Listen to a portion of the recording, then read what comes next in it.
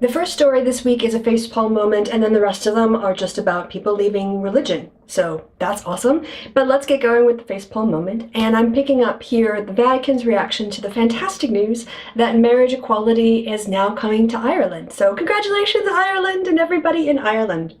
I always prefer the term working toward marriage equality, because for me that's what it is. It's not about going out and getting special rights for gay people to get married. It's about expanding the existing civil rights and recognizing that we're discriminating against them. And so that's when I talk about it, I tend to use the term marriage equality, just a little bit of note as to why. And with this vote on marriage equality in Ireland, the church, the Catholic Church in particular, was very, some people in the Vatican were very upset. And one of their spokespeople was quoted as saying the following.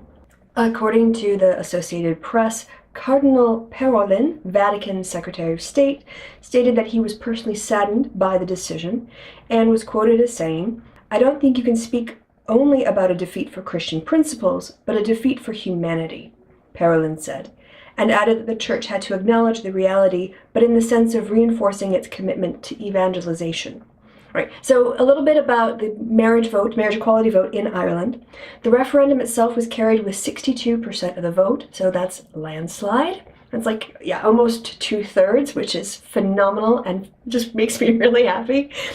Apparently only one out of the nation's 43 parliamentary constituencies voted no. All of them, the rest voted yes. And that one, the yes vote got almost 49% of the vote. So it was almost completely across the board unanimous. And we have seen these fights being brought up in Ireland before. Recently, it voted to expand divorce rights, and it has also, the Catholic Church has had a real stranglehold on the government in terms of access to abortion. So what we're seeing here, I think, is a very organic and exciting movement where people are identifying the difference and the need to distinguish between private beliefs and how a government is run. And this is what I see. It's not so much about a gay rights agenda or anything like that. It's about a secularization agenda. And that secularization agenda has to do with what I do in my private life is none of your freaking business. Who I love is none of the government's business. Where I want to have a civil union, go and have a state-recognized marriage along with everybody else, is none of any religion's business. And so I think the Catholic Church has been now caught off guard twice, once with the divorce vote and now again with this marriage equality vote. And they're not quite understanding what's happening. They're thinking that if they just go out and preach from the pulpit, that it's going to scare people into trying to force the religious views of a minority onto an entire population. And I think that these men caught up in their bubbles don't have a good grasp of what's actually going on. But that's okay, because we do, and that means as the people who promote secularization and secularism are going to win. Now, apparently the Secretary General of some Catholic organization, Bishop Galantino, called for a dialogue on the issue of marriage equality and the future of the church, saying, quote, "The margin of the yes victory in Ireland obliges us all to take on board that Europe, and not just Europe, is undergoing an accelerated process of secularization which touches on everything, including relationships." He goes on to say, "Faced with this reality, our response can be neither a stubborn refusal based on fear and arrogance, nor an uncritical acceptance based on fatalism and retreat." So this is what I was saying about them not getting it. The church hasn't yet come up with a good way to explain why people's religious beliefs should interfere with people's secular rights. And until they can actually come up with something that doesn't sound like pure hypocrisy or Bible-based bigotry, marriage equality is going to continue to go forward. The other stories that I want to focus on for this week build on the Pew study that I mentioned a week ago and was expanding into, I think it was a week ago, my timeline is all screwed up. But the rest of this video, I want to look at other articles that are covering similar stories. The first one, and I'm doing it first because it's dearest to my heart, is a focus on why young women are leaving the church. And as you guys know, I hate religious patriarchy. I want to destroy it and smash it apart and free every man and women from these primitive sex roles that the Bible writes us in that no longer fit 6,000 years later. And so to see the increase in the number of women identifying as agnostics and humanists and atheists, I find very exciting, and it inspires me to keep doing these kinds of videos and this kind of work. So let's dive into the numbers and see what's going on. Now, again, we talked about Ireland vote and Catholic vote and worldwide secularization. The rest of this is going to come from US data, but I think it's important to look at these trends because it's happening in a bigger scale in the US because we lag behind Europe in terms of our secularization in the US. And so I think these trends, although perhaps not as media sexy in Europe or in Australia, parts of Canada perhaps, we should be still looking at these structural influences like access to the internet, like women entering into education and being able to access more things that allow them alternative worldview to religion. So again, this is America focused, but I think the causal structures that these researchers are looking at are not limited to the United States. The work that I'm going to cite, the articles are based on a PLOS article that I'll put up on the screen so you can have a look at it. And I know Jean Twenge, not personally, but from my research, my doctoral research work on things looking into sex and gender and political attitudes, I know her work from that. So this work is looking at a large nationally representative survey of American adolescents. And her emphasis in particular is on millennials. The article that I'm going to be going over is from the Washington Post, written by Daniela Paquette, and it's entitled "Why More Women Than Ever Are Skipping Church." One of the things that the news article reports is the fact that Americans are becoming less religious, but picks up on the fact that is disproportionately younger women who are driving this increase of non-affiliated religious identifiers. What Twenge is doing is using these 11 million responses gathered between 1967 and 2013 to isolate religious differences between baby boomers, Generation Xers, and millennials. And what you're seeing is a general decline in what we would call religiosity or religious beliefs and activity. So young people today are less likely to pray or attend religious services, and they're more likely to value individualism and to ditch, as they call it in the article, societal expectations. In 1976, about 10% of teens, high school seniors, said they had never attended a religious service. And in 2010, that number was up to 21%, so basically doubling within that one generation.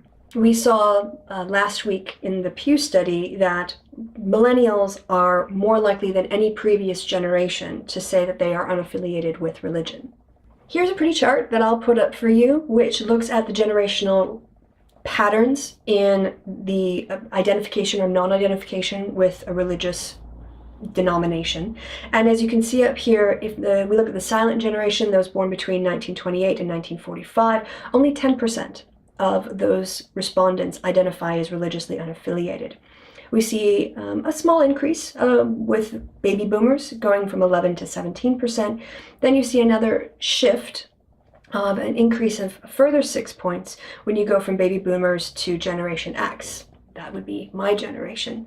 But when you look after that to older millennials and younger millennials, you'll see basically more than a 10-point increase. So you see from 11 to 17, that's a 6-point increase. 17 to 23, another 6-point increase. But then you basically see a 10-point increase, and even more than a 10-point increase with younger millennials. And this is coming at the expense of, I think, pretty much everybody, but I, for one, like these trend lines. According to the data, it looks like one of the biggest reasons for that plus 10-point increase between Generation X and millennials is that now the gender gap between girls and boys and women and men who say that they are religiously identified is narrowing. Let me just explain how this works. In the last 4 decades, the increase among male students who reported having never attended church increased at 83% from over the last 4 decades. But at the same period of time, the number of 12th grade girls who reported having never attended church surged 125%. So we're seeing that because men were more likely to identify as atheists, there was room for women to basically fill up that space and help shift that whole trend line up from 6 points to 10, 11, 12, 13 points. To further illuminate this sex gap between men and women's religiosity, in the late 1970s, 12th grade boys were 50% more likely than girls to say that they never go to church. But by 2010, that difference had dwindled to 22%. So we're just seeing basically women catching up with men on all of these different measures. Why is this happening? Why are women catching up? That I can't tell you from her numbers. So the Twenge study, as much as I like it, can't really tell us. It can tell us about age and the comparison across age, and we can even look for control variables like education and whether or not their parents were religious or which religion they belonged to or their parents belonged to.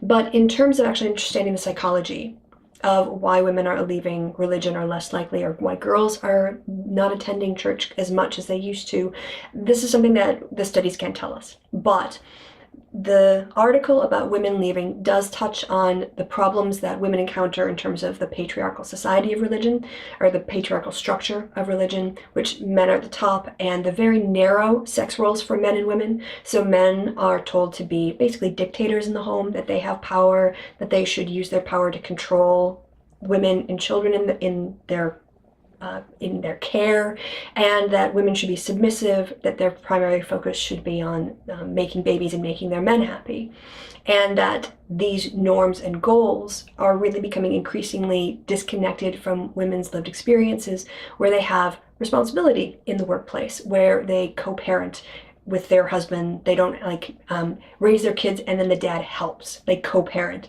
That dads want to stay at home and be stay-at-home fathers. That women have financial independence and want to have a say in the kinds of financial decisions that are happening in the family because they're bringing the money to the table as opposed to being submissive and just handing everything over. So the roles that it gives to men and women are highly unsatisfying in our modern society. Is that a possible reason that women are being alienated from religion, and in particular, like in my experience with the Catholic Church? Maybe. It's a possibility, but we can't make those inferences just based on these numbers. In terms of what this means for us as an atheist community, in particular, I think the promotion of secular values, especially in government and how government treats its citizens, I would say that even though these studies are confined to the US, the structures that women are experiencing are not that different in other developed nations.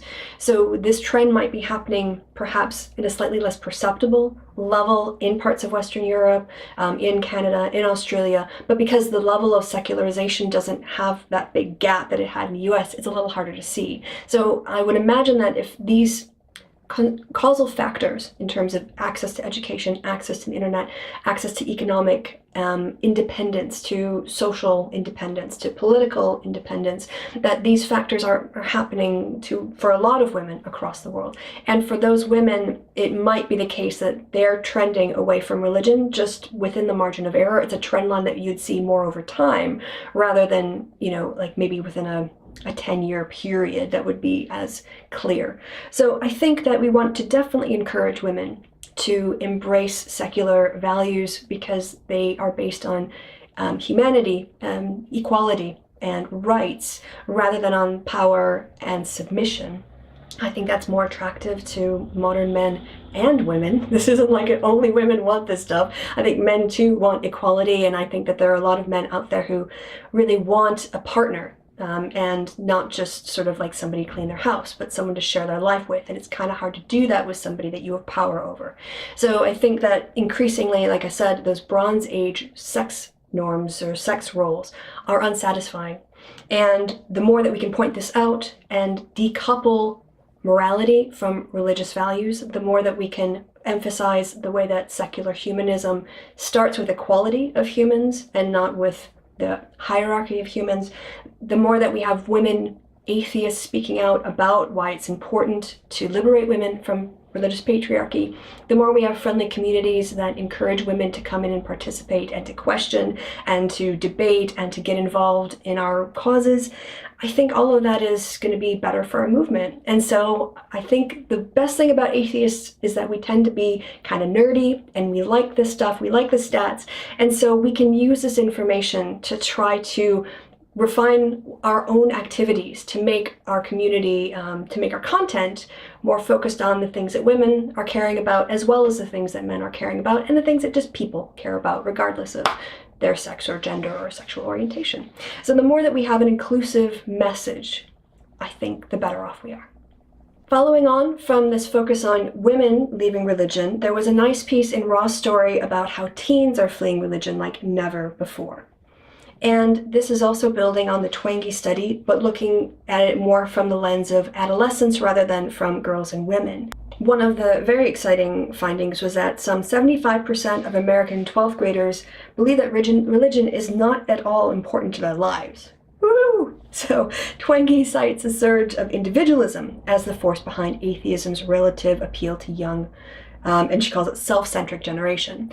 I say individualism is certainly part of it, but for me, obviously, I see this as a trend towards secularization, which is a difference of the religious being a private matter or using the power of the state to enforce one group's religious beliefs. And I think that's the real tension. I know that Twenge wants to put this into sort of a self-centric, selfie generation, but I think she's missing an overall structural shift in terms of values between religious values and secular values that is becoming more and more apparent. And the marriage equality debate really makes it easy to see the difference between a secular approach to government, which is based on equality, and a religious approach to using the power of the state, which is to enforce religious bigotry. Let me just quote here from Twenge, and this kind of summarizes, I think, the difference between our views. One context is rising individualism in US culture. Individualism puts the self first, which doesn't always fit well with the commitment to the institution and other people that religion often requires. As Americans become more individualistic, it makes sense that fewer would commit to religion. The problem with this is that Americans are already highly individualistic, and it's probably one of the most atomistic, individualistic societies in the world, and that's something that it's actually culturally a point of pride, is to be completely independent. I think the difference here is where the intrusion of government into your life, almost a more libertarian approach of what are the appropriate rules for religion in terms of governing people's lives and what isn't. And I don't think it's about individualism or not individualism. I actually think it's about a sort of more of a libertarian versus using your religion to take over and promote your religious beliefs through the government. So I guess I'm going to have to maybe look into this a little bit more with my own deconversion research and maybe unpack and perhaps contest some of these conclusions. A social structure that is being pointed to in the study is the role of evangelicals. Again, this has to do with secularization, trying to push themselves into the classroom. So the debates around creationism and intelligent design could be driving some younger people away from religion, especially like when that debate was quite important in the early parts of the 2000s. This article ended with mentioning another study done by Alan Downing, and this was published in MIT Technology Review. And Downey's conclusion was that unprecedented access to the information, like the internet, might be important in determining a person's inclination to embrace religion. I don't know if that's how he phrased it, but if that's how he phrased it, that's problematic. If you want me to explain, just wait a second, I will. So the internet, Downey argues, could be as significant a variable as childhood religious upbringing in influencing an individual's spiritual outcomes. All right, so let me go back and explain why that last sentence is a little bit problematic. The internet might be a major factor in determining a person's inclination to embrace religion. That's giving a whole lot of causal weight to access to the internet. And I don't think access to the internet is enough. You can have access to the internet and never go to an apologetics website or any kind of YouTube video. Just the existence of the internet isn't enough. You have to connect an interest with the topic and the internet. And from my own deconversion research, I can tell you that people who start to question religion find the internet an absolute treasure trove of information that allows them to escape the mental prison that they have been indoctrinated into in their childhood. But they have to have the interest and the will and make the effort to do so. So I think, again, I don't want to attribute this claim to Downey because I often don't trust the way reporters paraphrase scientific findings, but what I would say is that the internet is perhaps a necessary but not sufficient condition to increase the amount of secular free thinkers, humanists, and atheists in a given society. necessary, but not sufficient in terms of the kind of growth that we're seeing in the US and perhaps hopefully in other parts of the world when other parts of the world start doing more in-depth studies. Now, on some of these issues of measuring atheism and quantifying the non-religiously affiliated, I am really excited to see this kind of research being done. I think it's opening a doorway on topics that really do need to be addressed.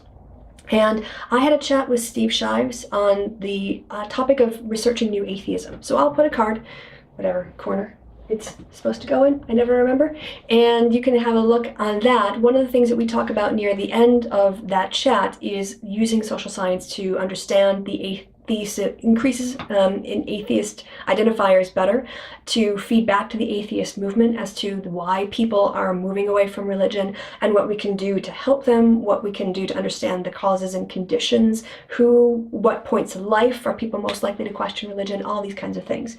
So I think that for us, the geeky kinds who really like this kind of stuff, not only is this research exciting, but we also embrace it, and I hope that we can take it forward and use it to free more minds as we move forward. Another article published as a result of the Pew study comes from Psychology Today, and it's entitled "Why Are Christian Numbers Dropping?" written by Dave Noyce. I think that's how you pronounce his name. David, if I got it wrong, I'm really sorry. He asked the question, isn't it maybe the case that people are leaving Christianity simply because they don't really believe it anymore? This article points to the role of increasing sort of scientific explanations for the world as a reason why people might be leaving Christianity. He mentions that the Pew results are very close to another Harris survey done in 2013, which showed that a lot of the most core Christian beliefs are on the decline. He cites here from 2007 and 2013, belief in miracles decreased from 79 to 72% amongst Americans, and belief in the resurrection of Jesus dropped from 70% to 65%. And there are other similar drops for beliefs in heaven, the divinity of Jesus, and other Christian concepts. His basic notion here is that as we move farther and farther into the 21st century, the technology-based, communications-based, scientifically expanding world in terms of access to information, results, and findings, that these are pushing against the primitive beliefs about the earth and God and human beings and their role in the universe that is at the foundation of most religions. And that basically these, I think how he describes it, it is the strength of modernity that best explains the growth of the nuns and decline in Christian numbers. That's an interesting take. I don't think he's proved it in this article because you would actually need to run a regression model in order to demonstrate that the coefficients were statistically significant, and also there are issues here about multicollinearity across these beliefs and perhaps a religiosity index within a larger model of declining religious participation would be a better way of capturing that variance. But it is, I think, part and parcel, and it is part of the discussion that we're having in terms of why we're seeing numbers going down, and hopefully, again, informing larger trends, not just in the US, but around the world.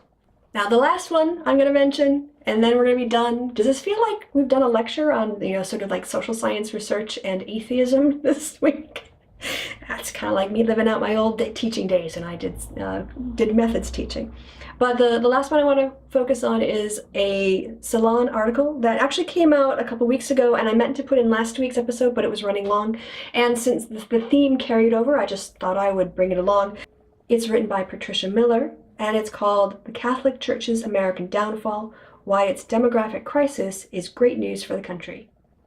I won't go over a lot in this article, but I do want to pick up on one thing. I think I might have mentioned it the last week, but I want to narrow in on it here because I think it connects us back to the first story, which is about Ireland and the Vatican's response to the expansion of marriage equality in Ireland, and that is the number of Catholics who are making up the nuns. The new poll found, and I'm quoting from the article, that the majority of Catholics leaving the church either become nuns, which means they either identify as atheist, agnostics, or say they have no religious affiliation, who are liberal leaning on social issues, or join liberal Protestant denominations.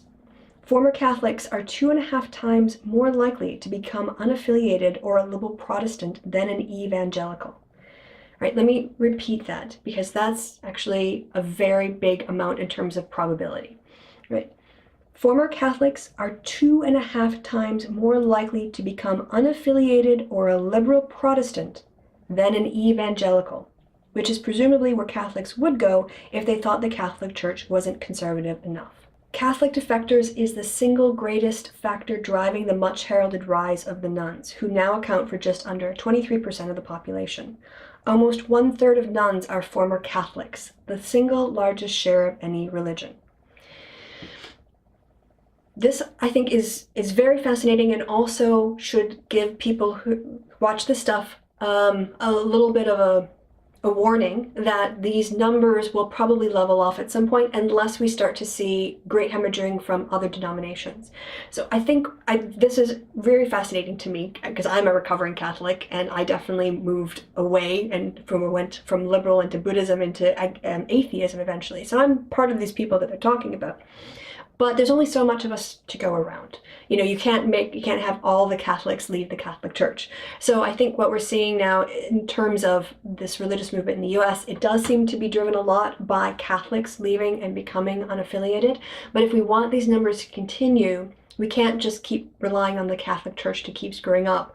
I think we need to look at other denominations and why people are leaving those denominations or when they leave those denominations and really get a better sense of how people are going from theism into atheism. So is that a great way to start your weekend or what?